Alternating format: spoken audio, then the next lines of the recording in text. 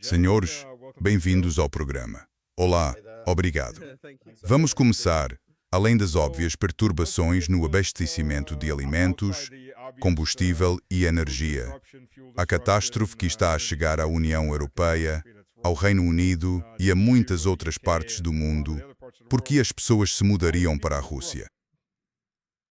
Bem, antes de mais nada, tenho de falar sobre o elefante na sala. Peço desculpa pelo meu cenário.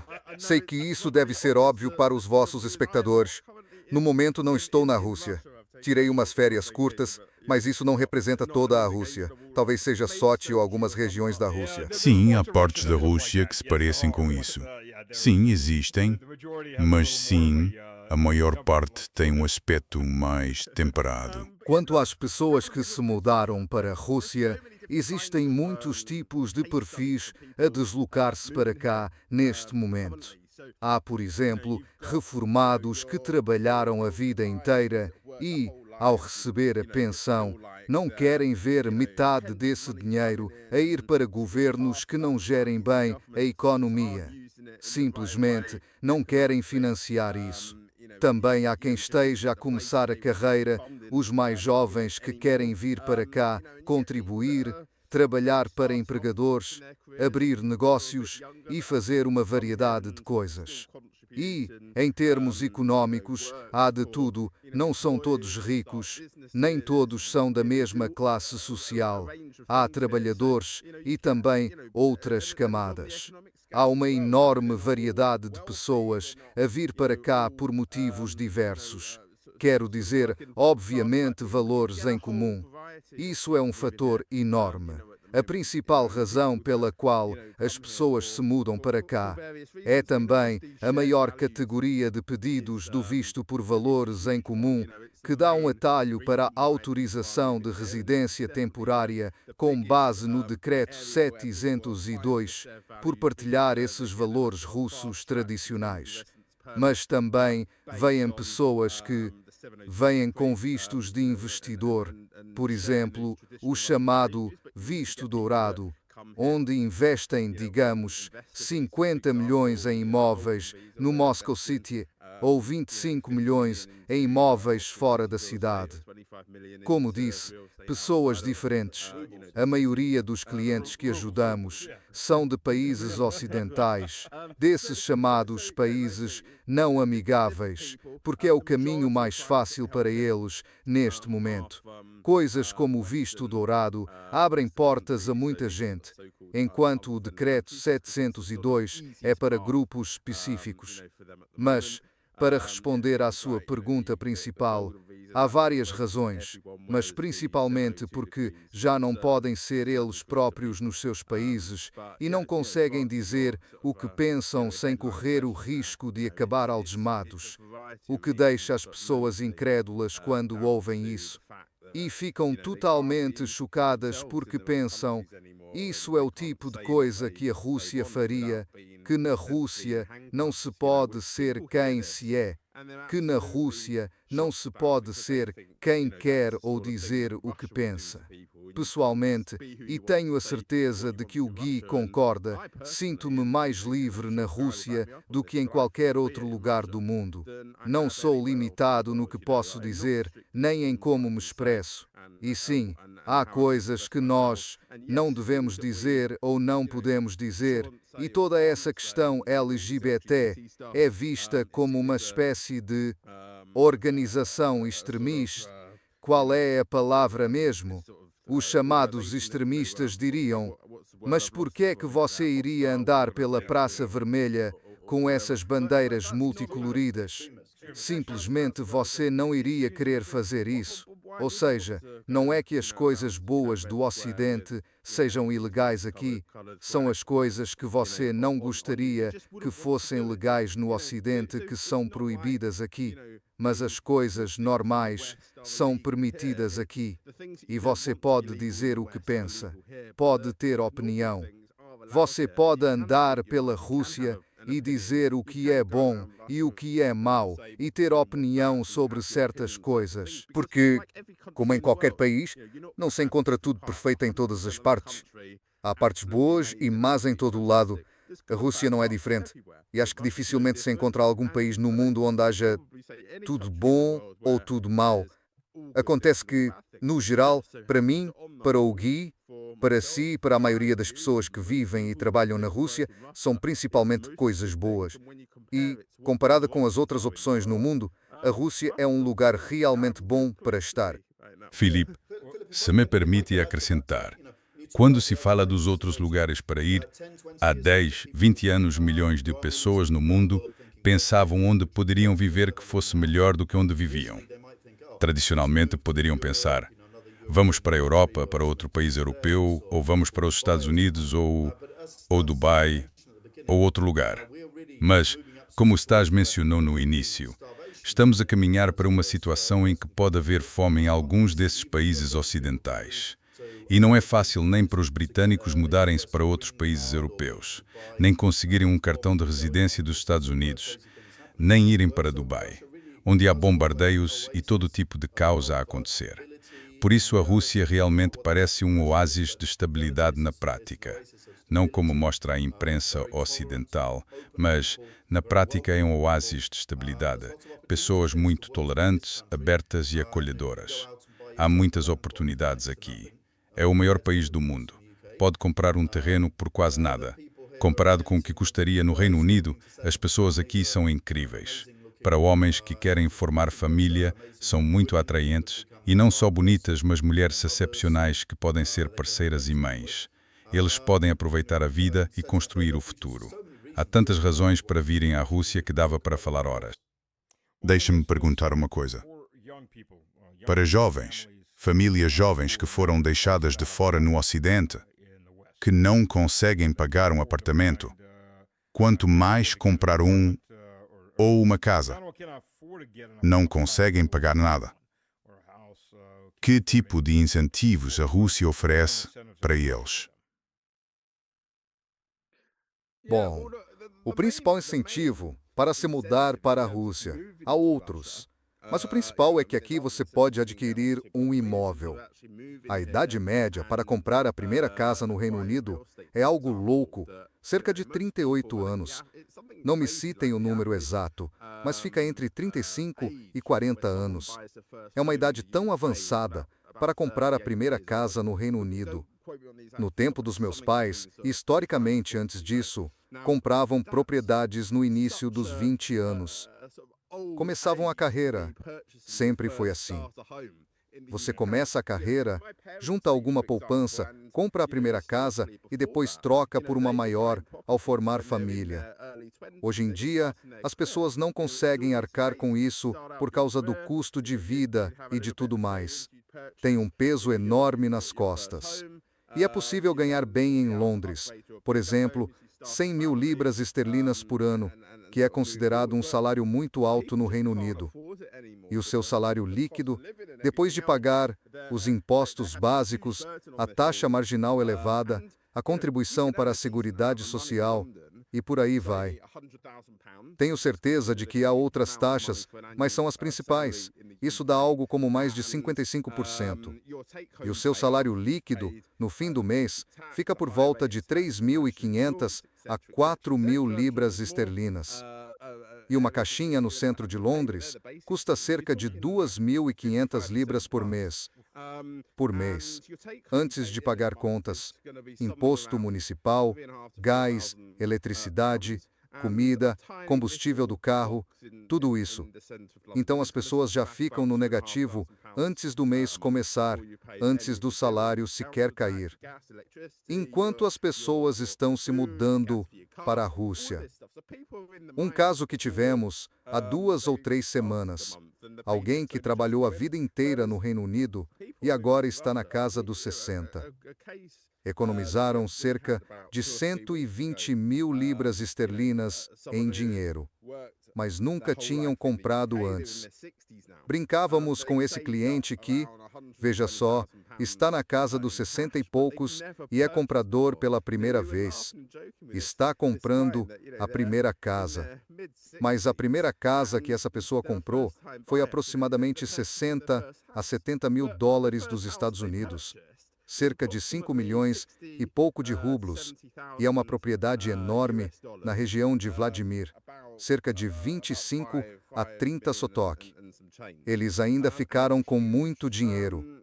Esse cliente está começando o próprio negócio, interessado em agricultura, e o governo está dando cerca de 50 milhões de rublos ou mais para iniciar negócios agrícolas em algumas dessas regiões. E esse cliente produz mel, 50 milhões de rublos, e compra uma mazier, e se com uma secas, sexecato, o está com... 15 milhões, European Union ia dizer 50 milhões. Uau, 15 não... Sim, cerca de 200 mil dólares dos Estados Unidos. A mais, e acho que pode chegar a 50 milhões de rublos.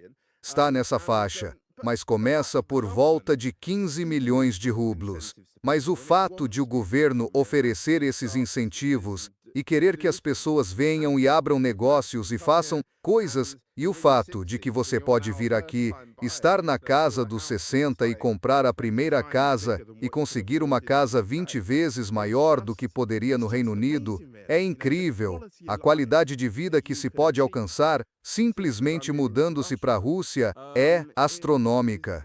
Sim. Deixa a European Union ver.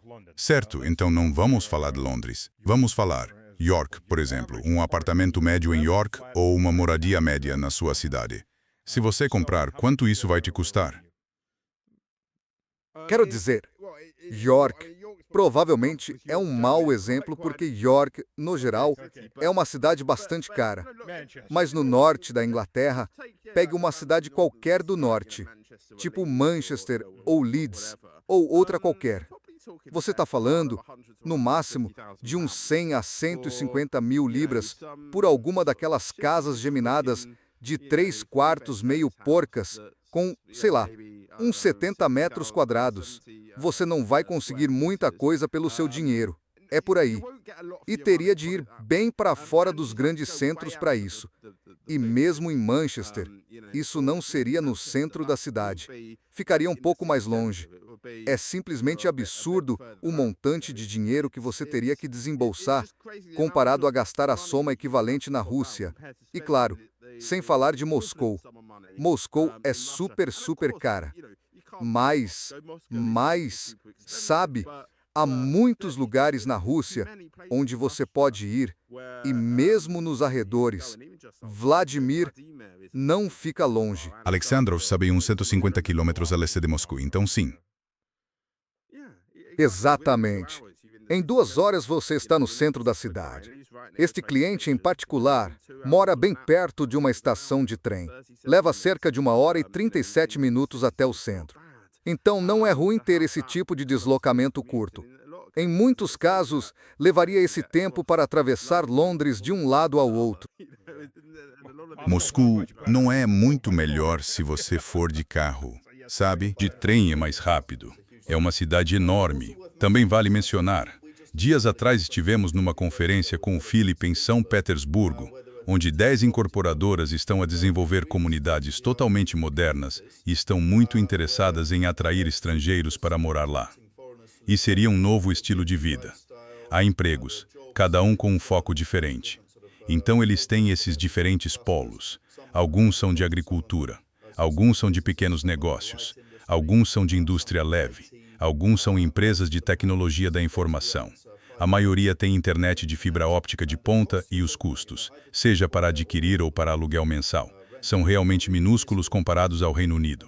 As oportunidades são tão abertas e empolgantes comparadas a muitas no Reino Unido, porque, como o Felipe dizia, mesmo que te ofereçam um emprego bacana no Reino Unido, quando você começa a ver os custos de fundo, a burocracia e a mudança de casa, vira um pesadelo e você fica preso pelo pessoal do cartão de crédito, pelos bancos, pela prefeitura ou pelo empregador. Enquanto na Rússia temos muitas oportunidades novas que deixariam a maioria das pessoas boquiabertas sob esse... Sabe, há uns 20 anos, European Union recebi uma oferta de trabalho no Reino Unido como gerente de projetos de tecnologia da informação, por um salário enorme de 45 mil libras. antes dos impostos. E quando a European Union olhei o custo de vida em Londres, pensei, se a European Union quiser ser pobre, não preciso sair dos Estados Unidos. Naquele ponto, a European Union e minha mulher já falávamos, Londres seria legal, até ver o custo de vida e perceber como as pessoas sobrevivem. Só o preço dos ovos e da comida é inacreditável. Sim, mas Taz, o mais louco é que você mencionou 45 mil libras. Tipo, 45 mil libras ou 50 mil libras é considerado um salário decente e respeitável no Reino Unido.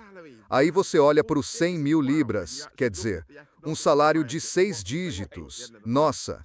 Na verdade, não é nada impressionante quando você olha a economia por trás e o que sobra no fim do mês. Como as pessoas conseguem sobreviver com 45 mil libras e sustentar famílias com isso, simplesmente não dá. Outra coisa, como o Guy mencionou bastante, o Reino Unido, mas não é só o Reino Unido. Alguns dos nossos clientes vêm de lá, mas temos clientes dos Estados Unidos, da Austrália, do Canadá, muitos outros lugares. Muitos países europeus, como Países Baixos, Alemanha e França, todos esses países estão na mesma situação. Não é só o bom e velho Reino Unido. Muitos países no mundo, praticamente 90% deles, têm a mesma estrutura, a mesma economia. O fato de que todo esse dinheiro vai para impostos e absolutamente nada é feito para melhorar as coisas. European Union não me importaria de pagar muito mais imposto se European Union soubesse que o dinheiro fosse gasto em serviços que realmente melhorassem as coisas. E acho que muita gente do Reino Unido e de outros sítios é assim. Não querem necessariamente fugir dos impostos para paraísos fiscais. E sim, há pessoas que se mudam para lugares como Dubai, mas não é por esse motivo. Não é só para não pagar impostos do Reino Unido. Sentem que não recebem o retorno esperado pelo seu dinheiro.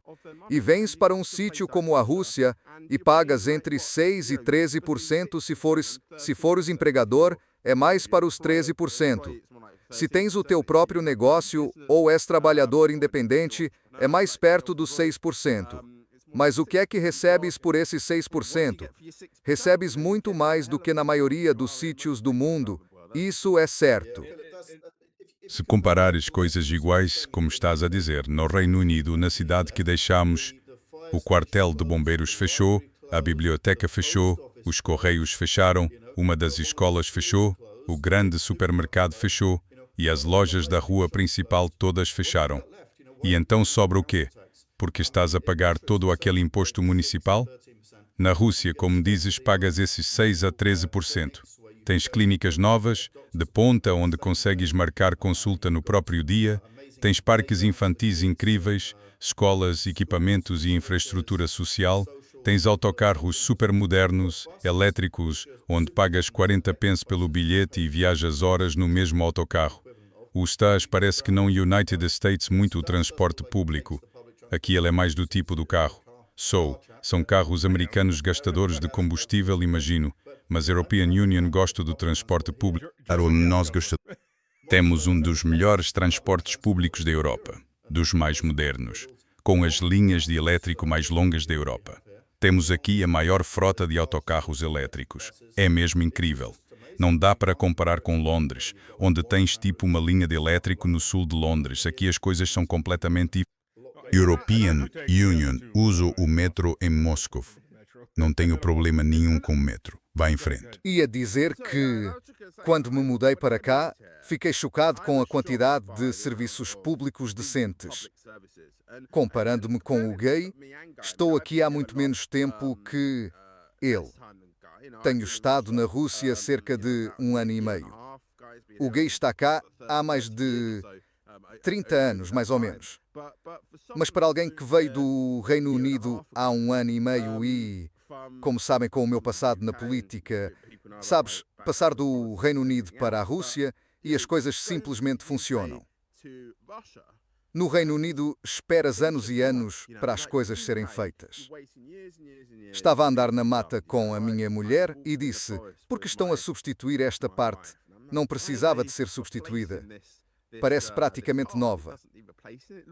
Sim, eles fazem isto todos os anos para garantir que tudo esteja a 100%, para ficar mesmo muito bom. Ou entramos, tipo, numa policlínica com a nossa filha, completamente de graça, e essas policlínicas são melhores do que um hospital privado no Reino Unido. O metro, o sistema de comboios, tudo funciona pontualmente. Muitas estações até contam o tempo até o comboio chegar, e os comboios chegam e partem sempre a horas. As coisas funcionam e de forma muito eficiente. E vê-se que o dinheiro certo é gasto nos lugares certos para realmente melhorar a vida das pessoas.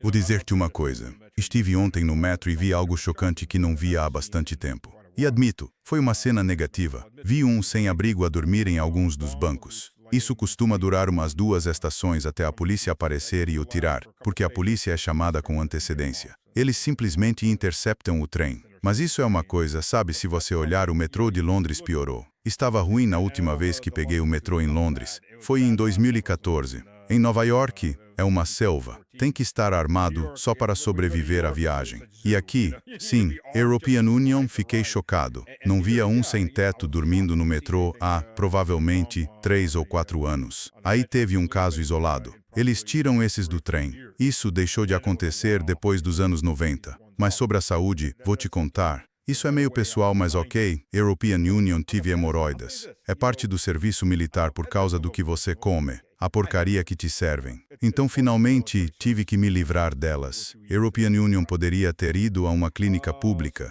mas numa clínica pública não seria uma cirurgia ambulatorial. European Union teria que ficar lá 5 dias e teria que esperar mais 2 semanas por isso. Então, European Union fui a uma clínica privada nos arredores de Moscou, totalmente privada. Entre a colonoscopia, as consultas, a operação, a anestesia e as consultas de acompanhamento. Gastei, em dólares dos Estados Unidos, talvez $1.800, talvez até menos, por tudo. Tudo incluso. Se costuma Joe, entem no $1.800, talvez até menos, por tudo. Tudo incluso.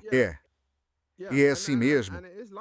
European Union ia dizer que, na verdade, não são só as policlínicas que são incríveis, o setor de saúde privado também é muito acessível e de ponta, com as tecnologias que tem. Quer dizer, quando minha esposa teve o bebê, fizemos o parto em uma clínica privada e era um dos melhores hospitais do país. E estamos falando de cerca de $5.000 a $6.000 dos Estados Unidos por um parto em uma clínica privada, num dos melhores hospitais do país. No Reino Unido, recebíamos orçamentos de mais de $30.000 a $40.000 dos Estados Unidos, sem contar os extras. Sei que nos Estados Unidos uma conta para dar à luz pode passar de $100.000 dos Estados Unidos, enquanto aqui é só...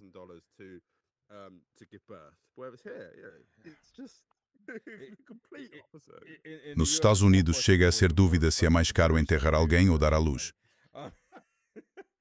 Que coisa terrível. Provavelmente é mais ou menos o mesmo nível de serviço. Nos Estados Unidos, quando tivemos nosso último filho, minha esposa passou uma semana no hospital porque precisava ser monitorada. Foi quase 10 dias. Nos Estados Unidos, 1 dia. 2 dias, no máximo. É tudo o que o seguro cobre. E depois disso, fica entre $700 e $1.000 dos Estados Unidos por noite. Quer dizer, dá para ficar num hotel 4 estrelas por $1.000 por noite, até numa cobertura. Isso é uma internação normal no hospital. E tentam te mandar embora depois do primeiro dia. Isso é nos Estados Unidos. Aqui, sabe, eles a mantiveram, só para garantir, por uma semana mais ou menos. Pois, esse é o ponto.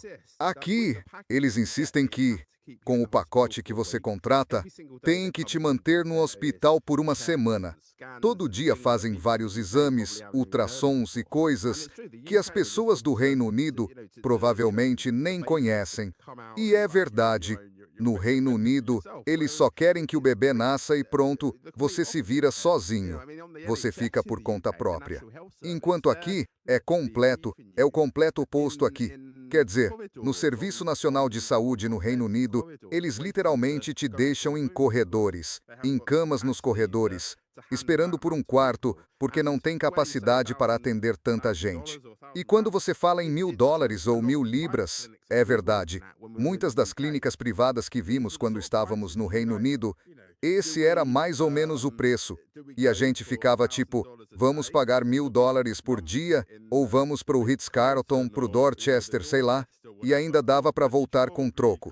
Então é uma loucura comparado com os dois. E é engraçado você ter mencionado o incidente no metrô, porque aqui, quando algo acontece, vai para as notícias. Teve uma coisa há umas semanas. Alguém teve o celular roubado no metrô. Sei que no Reino Unido isso acontece com frequência, que todo dia rolam esses furtos de celular. Exatamente. Seja no metrô, seja na rua, à luz do dia, descendo a Oxford Street, você tem que tomar cuidado porque podem te arrancar o celular. Na Rússia não só vira notícia, o desfecho foi que 2 estações depois prenderam o sujeito, encontraram ele e o algemaram, porque as pessoas ao redor intervieram e a história estava nas redes sociais, que a polícia acabou pegando. Conseguiram identificar o trem exato e onde aconteceu. Recuperaram o celular da pessoa e fizeram com que o autor sofresse as consequências pelo roubo. Mas isso simplesmente não aconteceria. No Reino Unido não haveria capacidade para isso. Estamos com policiamento insuficiente nas ruas. O dinheiro não está sendo gasto nessa área. E, aliás, para muitos crimes, mesmo que peguem você, nada vai acontecer. Sabe, na Rússia, essa pessoa que foi presa provavelmente vai passar os próximos 5 a 10 anos na prisão. No Reino Unido, eles vão só dizer que as prisões não têm capacidade. Não vamos apresentar acusações. Sabe, a polícia não pode decidir isso. Tem que ir para o serviço de acusação da coroa e 99% dos casos, eles arquivam e dizem, não, olha, não temos espaço, não é tão grave, dá para aplicar o que chamam de ordem de resolução comunitária, e isso acaba aí. Nada acontece. Isso se repete, e não é só com crimes pequenos. European Union não digo que seja pequeno, há crimes muito mais sérios que ficam assim, em que eles simplesmente deixam para lá e não dão continuidade. É um lugar realmente seguro aqui, comparado com a Europa. Você pode andar à noite às 3 da manhã. Sabe, nada vai acontecer com você. 2 vezes deixei meu celular num táxi Yandex. Yandex é meio como um serviço de táxi Uber. Na verdade, eles costumavam trabalhar juntos. 2 vezes deixei o celular. Não foi que alguém o roubou. E European Union deixei no táxi. Você liga de volta alguns minutos para o operador. Eles realmente vêm e te devolvem. Sabe, é um serviço normal. Uma vez, no ano passado, deixei meus fones de ouvido de última geração. Tenho esses fones da Bose, sabe? E deixei eles no controle de segurança do aeroporto enquanto passava. Quando pousei de volta em Moscou, liguei para o aeroporto. Me colocaram em contato com a polícia de lá. A polícia perguntou, você pode descrevê-los e talvez até mandar uma foto? Descrevi. Eles disseram, nós os temos. Sabe o que você quer que a gente faça com eles? Devo enviar para você ou alguém vem buscar? Não consigo imaginar isso acontecendo no Reino Unido. É que simplesmente não consigo imaginar. European Union, até perdi meu passaporte uma vez aqui, no ano passado no verão, às 6 da manhã, perto do Ritz-Carlton. European Union estava de patinete e entrei correndo no metrô, tirei do bolso, caiu no chão. Quando cheguei à estação às 7 da manhã, percebi que não tinha passaporte. Alguém me ligou e disse que tinha encontrado meu passaporte. Você pode vir buscá-lo? E eram 2 rapazes que tinham saído para a noite. Disseram que viram o passaporte no chão, viram que era um passaporte britânico, levaram o vano direto para o hotel, perguntaram se era de algum hóspede, me acharam na internet, ligaram para o meu número e não quiseram dinheiro, só queriam fazer Palma um favor e garantir que European Union recuperasse o passaporte. Não acho que algo assim aconteceria no Reino Unido. Sabe, há 20 anos European Union tinha um amigo. Ele mudou-se para São Francisco. E assim que se mudou para São Francisco, roubaram o som do carro dele, percebe? Quebraram o vidro, tudo. Então ele chama a polícia. E sabe o que a polícia lhe disse em São Francisco? Tem seguro? Sim. Então leve isso até a eles. Por que está a chamar Benos? Então, certo, você faria uma queixa à polícia e eles estariam à procura da pessoa em poucas horas se algo assim acontecesse. E pronto. Uma das principais cidades dos Estados Unidos onde, há 20 anos, eles não se importavam. E grande parte do Ocidente seguiu o mesmo caminho. Ok, então se alguém quiser vir, tenha certeza de que depois de ouvir isto muita gente vai pensar, sim, isto parece uma boa ideia, qual é o primeiro passo para vir? É só apanhar um avião e vir? Como conseguem o visto? O que precisam de fazer? Sim, obviamente há muito trabalho a fazer antes de se mudar para cá. E para algumas pessoas é mais rápido do que para outras. Algumas pessoas têm mais bens para vender, casas para vender. Alguns decidem mudar quase antes de vender a casa. Outras simplesmente vêm. No entanto, obviamente precisam de saber como vão mudar quase para cá e que tipo de visto ou estatuto de imigração querem ter no fim. Como já disse, na maioria dos casos as pessoas vêm ao abrigo do Decreto 702, com visto de valores partilhados, e depois seguem diretamente para a autorização de residência temporária. Então, para isso, eles iriam, essencialmente, à embaixada ou ao consulado no seu país de origem e explicariam que querem mudar quase para a Rússia, ao abrigo dos valores partilhados, nos termos do Decreto 702. Haveria um formulário especial que essa pessoa teria de preencher, seja para si ou para os restantes membros da família, desde que sejam provenientes de um dos países não amistosos da lista. E, como disse, são na sua maioria a União Europeia, o Reino Unido, a Austrália, Nova Zelândia, Canadá, os Estados Unidos e, obviamente, a Ucrânia. E sim, basicamente preencheriam o formulário, solicitariam o visto de valores partilhados e certificariam quase de que têm documentos como um certificado de antecedentes criminais limpo, a certidão de nascimento e garantiriam que esses documentos têm apostila também, porque é importante torná-los válidos noutros países. Por isso precisam da apostila. No Reino Unido é o Escritório de Relações Exteriores e da Commonwealth que emite. Nos Estados Unidos é o Departamento de Estado que emite essas apostilas. E depois embarcam no avião com um novo visto e fazem a primeira entrada no país. Nos pacotes que oferecemos e na forma como ajudamos as pessoas, damos apoio desde o início.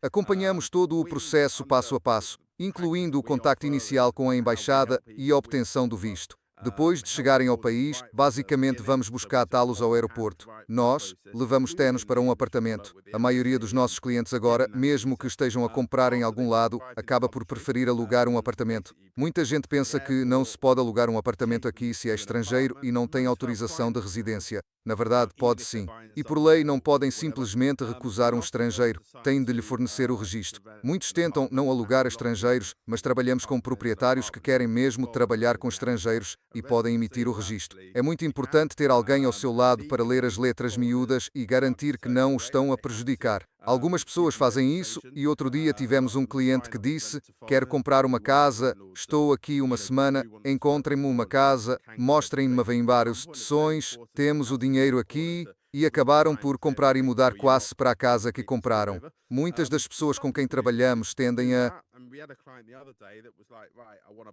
alugar um hotel porque, historicamente, alugavam muitos hotéis e quando dizemos por que gastar tanto com o hotel, quando pode ter um apartamento pronto para a sua chegada. Então nós os buscamos no aeroporto, levamos que estesse, levamos para si apartamento ou para onde estiverem e há algumas coisas a tratar. Já falámos do registro, é super importante, porque sem o documento de registro está praticamente prejudicado. Não consegue fazer nada aqui, não consegue apresentar pedidos aos serviços do Estado. Vai ter de mostrar esse documento de registro. Quando entra no país, recebe um carimbo de imigração e um cartão de migração. Estas são mais duas coisas importantes que deve manter consigo quando entrar na Rússia.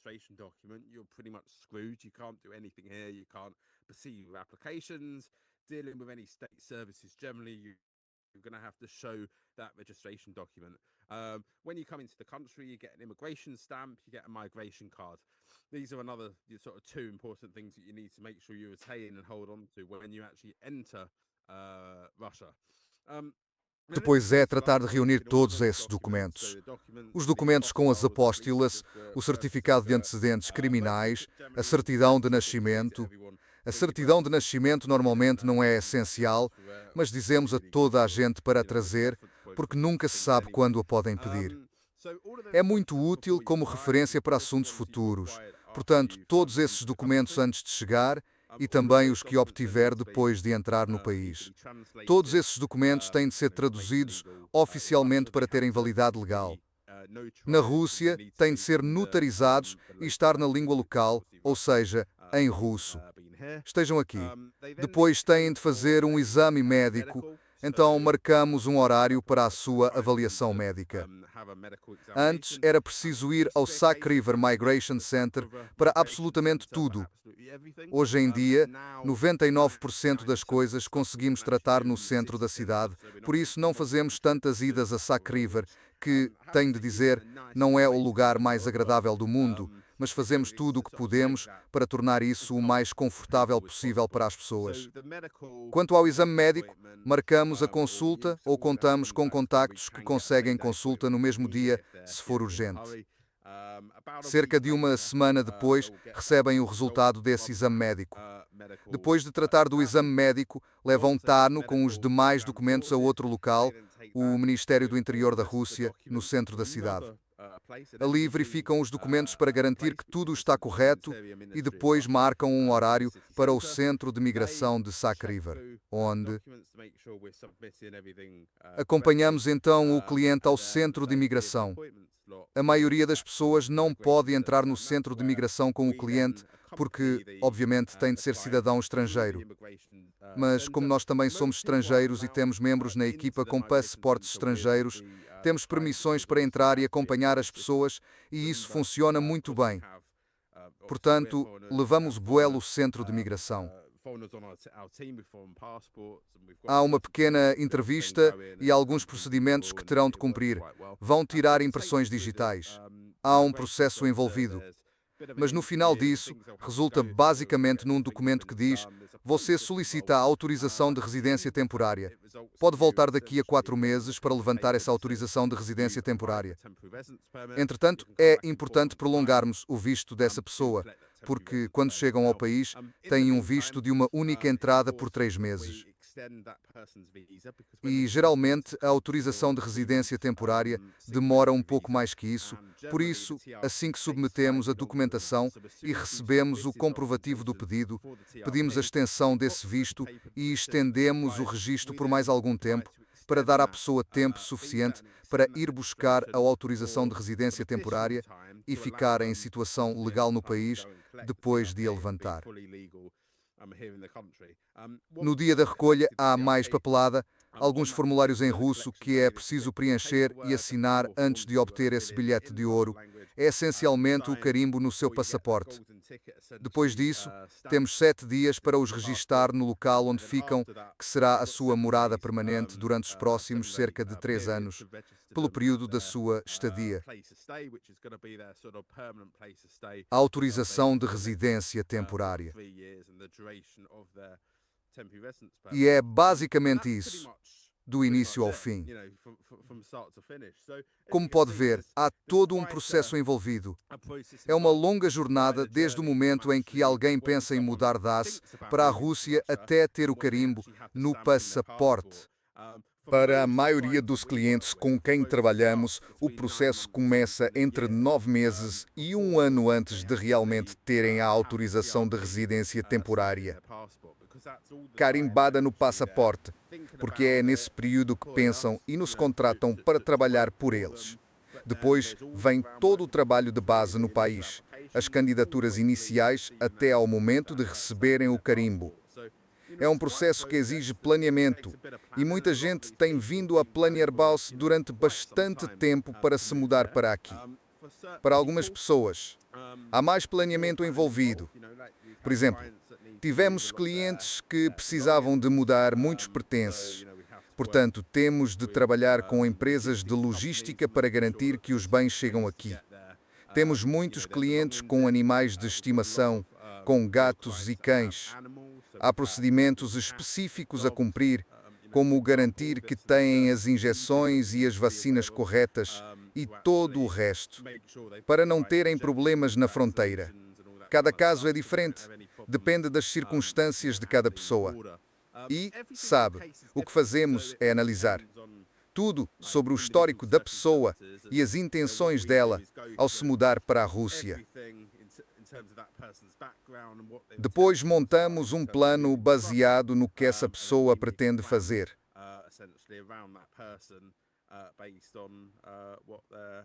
Né? Agora, vou fazer 2 comentários sobre isso. Um comentário sobre isso e outro que a European Union não tive oportunidade de dizer. E aí podemos passar aos prêmios, os Connect Awards, os Moscow Bridge Awards, desculpe, os Bridge Awards. A ponte das palavras. Só a ponte das palavras, certo? O primeiro ponto para quem vem com esses vistos, como os de valores compartilhados, é que você não precisa falar russo para conseguir a residência temporária, mas precisa de russo para obter a residência permanente. E muitos falantes de inglês não entendem quanto tempo leva para aprender um idioma. Então você precisa começar a aprender assim que chegar à Rússia, para não deixar para os últimos meses. Você tem 3 anos para fazer isso. Esse sync que tem 3 anos. E em 3 anos, se você não conseguir aprender um russo básico, pode procurar outras formas de permanecer aqui, prorrogando a estadia sem obter a residência permanente. Mas European Union, acho que a maioria das pessoas, quando vive em outro país, percebe a importância da língua local. E, no fim das contas, é uma língua europeia. Então a maioria consegue aprender pelo menos o básico. Digo isso porque tenho alguns amigos dos Estados Unidos e de outros lugares, e eles estão com apenas 1 ano e meio. European Union digo, olha, você precisa começar a aprender. Porque se você morar em Nizhny Novgorod, um lugar assim, não vai ter tantos falantes de inglês. Você vai aprender o idioma porque não terá escolha. Você vai estar imerso. Mas se você morar em Moscou, dá para se virar sem falar russo. Há muito inglês por aqui, cardápios, sinais e muitos falantes de inglês. Meu conselho é, não espere. Arranje um professor particular. Há muitos professores particulares. Minha esposa é uma dessas professoras. Não estou fazendo propaganda para ela agora, mas, sim, há muitos professores que podem ajudá-lo com o idioma. Não espere até a última hora. Se você só começar 6 meses antes, não vai passar no exame. Essa é a realidade. Outra coisa que quero acrescentar e que não tive oportunidade de dizer é quando falamos sobre moradia, por exemplo, para quem quer morar numa aldeia bem pequena no meio do nada. Bem, 100 quilômetros de Tver, e Tver fica a cerca de 200 quilômetros a noroeste de Moscou. E a linha de alta velocidade vai fazer cerca de 500 quilômetros por hora de centro a centro, indo até São Petersburgo. A viagem do centro de Moscou ao centro de Tver levará uns 35, 40 minutos. Mais rápido do que ir de carro da periferia de Moscou até o centro. E essa linha vai entrar em operação nos próximos 2 anos. Mas há aldeias na floresta em Tver. Tive amigos que compraram uma casa de madeira térrea. Tem eletricidade. Pode não ter água encanada, mas você pode perfurar um poço e instalar uma bomba elétrica sem problemas. E 1 hectare equivale a cerca de 2,5 acres. Segurem-se, 120 mil rublos. Ou seja, menos de $2.000. Não é nenhum palácio, não é grande. Você sempre pode ampliar, mas custa $2.000. E é melhor do que aquelas microcasas que estão na moda nos Estados Unidos, que basicamente são galpões disfarçados de casas, o mesmo tipo de galpão que antes se colocava no quintal e agora as pessoas moram. Não sei se você já viu isso no Reino Unido, mas parece que virou tendência nos Estados Unidos, porque as pessoas não conseguem pagar um lugar para morar.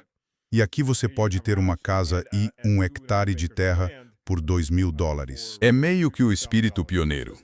Quase como gente indo morar no meio-oeste dos Estados Unidos 100 ou 200 anos atrás, não é? É a mesma ideia. Sim. São florestas, sabe? Não é o melhor terreno agrícola naquela direção. Terra agrícola é um pouco mais cara do que isso. Mas isso é só para ilustrar, quero dizer. E isso é só em Tver.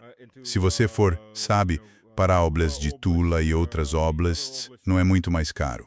Se você se afasta das grandes cidades e vai para os vilarejos, as casas são muito baratas. Verdade. Isso é muito verdade. Sim, não, isso é verdade. E também quero acrescentar algo sobre a questão da língua. Sabe, sim, em algum momento, para obter a residência permanente, você precisa fazer o exame de língua, de história e de legislação local. Mas há maneiras de contornar isso ou amenizá-lo. Por exemplo, uma delas é, se você for casado com um russo, Na verdade, nem precisa ser casado. Se você tiver um filho russo, tudo se baseia na criança. Ou uma criança nascida aqui, que adquira a cidadania russa. Aí, você pode acelerar o processo. Primeiro para a residência permanente e depois para a cidadania, sem fazer o exame de russo. Outra coisa, se você tem uma permissão de residência temporária e quer passar para a residência permanente, pode, na verdade, requerer depois de 8 meses com a permissão de residência temporária. Por isso sempre digo às pessoas, estude para o exame. Não é que você precise dominar o russo. Estude o suficiente para passar no exame. Ou seja, olhe provas simuladas. Veja o que podem pedir e estude especificamente isso. E essa provavelmente é a maneira mais fácil e rápida. Mas claro, quando você se muda para a Rússia, aprender russo precisa ser prioridade. Você deve fazer isso para se integrar o mais rápido possível à sociedade russa. E a maioria das pessoas quer isso, porque se mudaria para um lugar e viveria onde não fala a língua. No entanto, há formas de tornar tudo muito mais confortável e fácil. Não se trata de falar russo fluentemente e conhecer cada palavra e toda a gramática. Trata-se de estudar para os exames. Há diferentes maneiras de tornar a experiência melhor. Vou acrescentar outra forma de entrar na Rússia que provavelmente não serve para a maioria: o serviço militar. Ah, claro. Pessoal sabe que passei 11 anos no Exército dos Estados Unidos como oficial. Nos Estados Unidos, para obter a cidadania, você precisa cumprir 5 anos de serviço. Na Rússia, assim que você passa pelo treinamento básico, já começa a tramitar a papelada para a cidadania russa. É dentro de 1 ano de serviço. E se você viu a entrevista que fiz com Aidan Minnis, que agora é hostilizado pelo governo do Reino Unido por estar no exército russo, ele é cidadão russo. Ele obteve a cidadania relativamente rápido. E sim, ele recebe treinamento completo. É só ouvir a entrevista. Não é como dizem. Eles são bem alimentados e recebem tudo o que precisam. Ou seja, não é só paz e um ovo cru, então não acredite na mídia. Mas é outra via, embora não seja adequada para a maioria. Senhores, estou com um tempo limitado, cerca de 5 minutos. Vamos falar sobre o prêmio Bridge. Vou abrir para que todos vejam do que estamos falando. Ok. 1 segundo. Vamos compartilhar a tela. Onde está o prêmio Bridge na tela? Toda essa tecnologia empolgante. Ao abrir o prêmio Bridge, vocês podem ver. Se clicarem no canto superior direito, até mostra em inglês. Ah, sim, você tem razão. Certo? Basicamente, este é um programa que surgiu de uma reunião que tivemos com o Philip há cerca de 1 ano, com Maria Zaharova, que é porta-voz de Sergei Lavrov, o ministro das Relações Exteriores. Quando discutimos o que poderíamos fazer para incentivar estrangeiros a virem para a Rússia e realmente reconhecer o que eles estão fazendo. E na Rússia há muitos programas de reconhecimento. Quase tudo que você imaginar tem algum prêmio, e a competição aqui é grande. Mas não havia um programa específico para estrangeiros serem reconhecidos por realizações. Ao longo dos anos, milhares ou até centenas de milhares de estrangeiros se mudaram para a Rússia e fizeram coisas incríveis. Construíram ferrovias, palácios, inventaram comidas russas, introduziram o balé, contribuíram para a ciência e por aí vai. Essas pessoas vieram, se integraram e se tornaram russas. Isto é uma versão moderna desse tipo de programa para reconhecer o que estão fazendo. Se descer um pouco, verá 12 categorias diferentes. Este é um programa do governo da cidade de Moscou, em conjunto com o Ministério das Relações Exteriores da Rússia, com a emissora Russia Today e com a Agência de Iniciativas Estratégicas. E aqui você pode ver qual é a missão. A missão é mostrar a Rússia como um país de oportunidades. E temos 12 categorias diferentes. Aqui você vê arquitetura, construção, negócios, integração, cultura e artes, e por aí vai. cobrindo praticamente todos os aspectos da vida. Neste momento, acabamos de abrir o processo de inscrições. Temos cerca de 50 pessoas já interessadas que começaram a se inscrever. Este é um prêmio incrível. Na verdade, estamos mandando fabricar os troféus, contratamos um operador, uma empresa muito profissional que organizou dezenas de outras competições de forma muito profissional. E agora temos um júri composto por pessoas de alto nível da indústria, de várias áreas profissionais, do setor público e de outros lugares. O jantar de gala, onde vamos entregar os prêmios, será no dia 18 de junho. E isto é só o começo. É este ano. Acho que é isso, em poucas palavras. Talvez, Felipe, você queira acrescentar algo? Ou Stas, tem alguma pergunta? Pelo que lembro do que conversamos, bem, European Union não sou um estrangeiro. Sou bem, não sei como chamar, um repatriado. Um repatriado. Sim, repatriado segundo o sistema russo. Você está voltando para a Rússia. E você também é muito bem-vindo a se inscrever, porque não é só para estrangeiros que se mudam para cá. Também é para russos que estão voltando ao país e contribuindo para a sociedade. Não vou me gabar, mas European Union trouxe cerca de 250 milhões de dólares para a economia real, em materiais, e gerei empregos. Então isso é algo que alguém pode fazer. E European Union fiz isso. Fui diretor de cadeia de suprimentos em empresas de petróleo e gás e em prestadoras de serviços para petróleo e gás. É algo que muitas pessoas que chegam podem fazer. Enfim. Stas, parece-me que você é o tipo de pessoa que deveria se candidatar a um desses prêmios. Então, European Union sugiro que dê uma olhada nas categorias e, possivelmente, envie uma candidatura, porque você é exatamente o tipo de pessoa que procuramos. Temos atletas olímpicos se candidatando, que se mudaram para a Rússia, obtiveram cidadania russa e depois ganharam medalhas de ouro pela Rússia. Temos líderes da indústria, temos cantores, figuras culturais e todo tipo de pessoas incríveis. Acho que vai ser realmente incrível vê-los todos juntos em junho. E isto é só o começo. Tomara que se torne um programa de longo prazo. Essa é a ideia. Excelente! E acontecerá no dia 18 de junho, no Hotel Continental, em Moscou. E se as pessoas não estiverem pensando em se candidatar este ano, temos um número limitado de ingressos à venda para quem quiser comparecer ao evento. A venda será aberta em alguns dias através do nosso parceiro de bilheteria, TimePad.